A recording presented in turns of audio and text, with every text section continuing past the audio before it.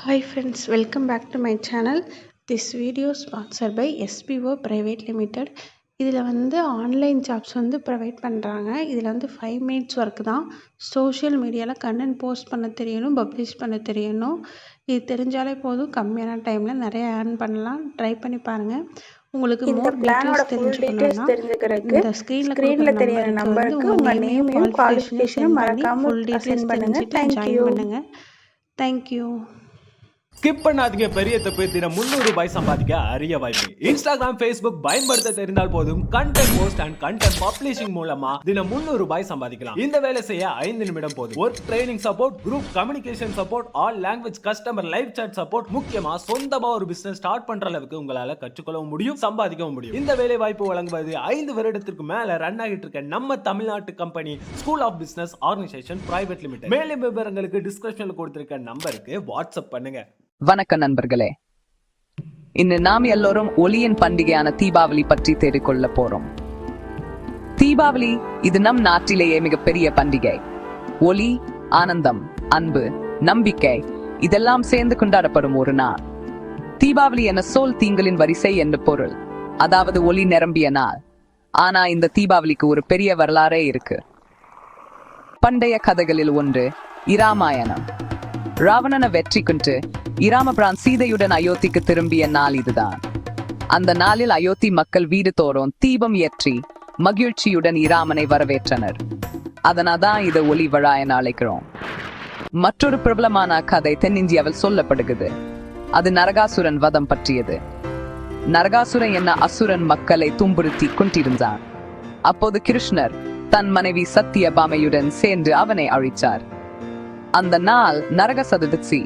அதுக்கு பிந்த நாள் தான் தீபாவளி, நன்மை தீமையை வென்ற நாள். தீபாவளி நமக்கு ஒரு பெரிய செய்தி சொல்லுது. எவ்வளவு இருள் இருந்தாலும் ஒரு சிறிய ஒளி தான் அந்த இருளை விரட்ட முடியும். அதே மாதிரி நம்முள் நல்ல எண்ணம் இருந்தா எந்த தீமையும் வெல்லாம். இது ஒரு பண்டிகை மட்டும் இல்ல, அன்பும் மகிழ்ச்சியும் குடும்பமும் ஒன்றாக சேரும் நாளும் கூட். அதனால்தான் ஒவ்வொரு வருடமும் நாம வீடு தோறும் தீபம் ஏற்றி இனிப்பு பகிர்ந்து பட்டாசு வெடித்து நன்மை வென நாள் என்ன மகிழ்ச்சியுடன் கொண்டாடும். இனிய தீபாவளி நல்வாழ்த்துகள். ஒளி போல உங்க வாழ்க்கையும் பிரகாசிக்கட்டும்.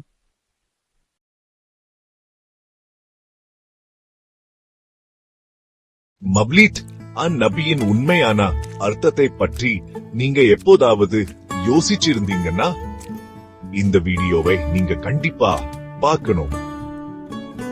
வாங்க நாம் ஒன்னா சேர்ந்து தெரிஞ்சுக்கலாம்.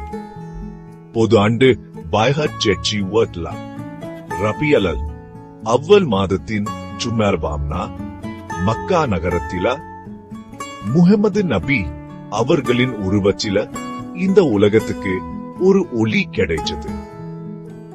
யான ஆண்டுன்னு சொல்லப்படுற அந்த வருஷத்துல அவரோட பிறப்பு இருட்ட உலகத்துக்கு ஒரு வெளிச்சமா இருந்துச்சு. அவர் கருணை, அன்பு, சமத்துவம், உண்மை போன்ற நல்ல விஷயங்களே மக்களுக்கு எடுத்து சொன்னார். இன்னைக்கு முஸ்லிம்கள் இந்த நாளை குர்பான் ஓதுறது மூலமாவும் அவரோட வாழ்க்கை வரலாற்றை கேட்கறது மூலமாவும் மத்தவங்களுக்கு உதவி செய்யறது மூலமாவும் கொண்டாடுறாங்க. மவ்லீத் அந்நபிங்கிறது வெறும் பிறந்த நாள் கொண்டாட்டம் மட்டும் இல்ல, அது அவர் மனித குலத்துக்கு கொண்டு வந்த ஒளியை நினைவுபடுத்துற ஒரு நாள். அந்த ஒளியை நாம் நம்ம வாழ்க்கையிலையும் பரப்புவோம்.